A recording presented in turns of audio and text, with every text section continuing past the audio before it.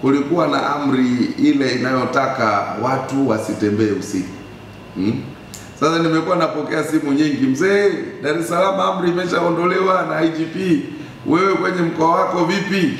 Mimi nasema Inspector General ndio anayetoa amri, maana hata mimi sina mamlaka ya kusema watu mwisho saa 12.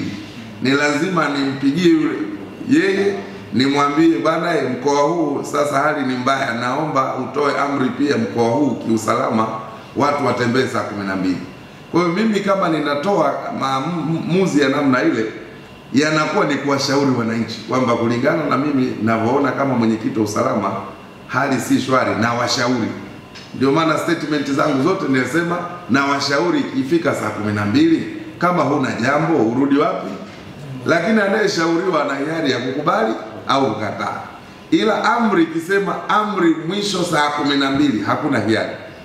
Kwa hiyo mkoa huu hatukuweka katazo la baada saa 12, ila tuliweka angalizo kwamba ifikapo saa 12, kwa sababu vijana watakuwa wengi mtaani huko, vijana wa serikali, usije ukapata changamoto, kwa hivyo turudi nyumbani mapema.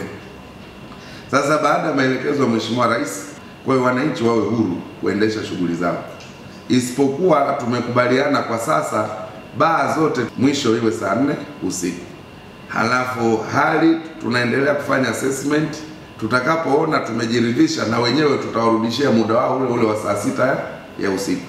Kwa hiyo tumechukua hivyo kwa sababu maeneo ya baa ni maeneo ambayo watu wakishapata vile vinywaji wanaweza kuanzisha vurugu za hapa na pale, kwa hiyo watu wakatumia fursa hiyo ya magenge. Lakini ikiwa mapema saa 4 tunaweza kupiga hewa simu, tukaenda tukawa rescue, tukafanya hivi, hatutaki mtu apoteze maisha. Kwa hiyo hilo ndilo ambalo linaendelea. Kwa hiyo wananchi wa mkoa wa Mwanza wawe huru kutembea.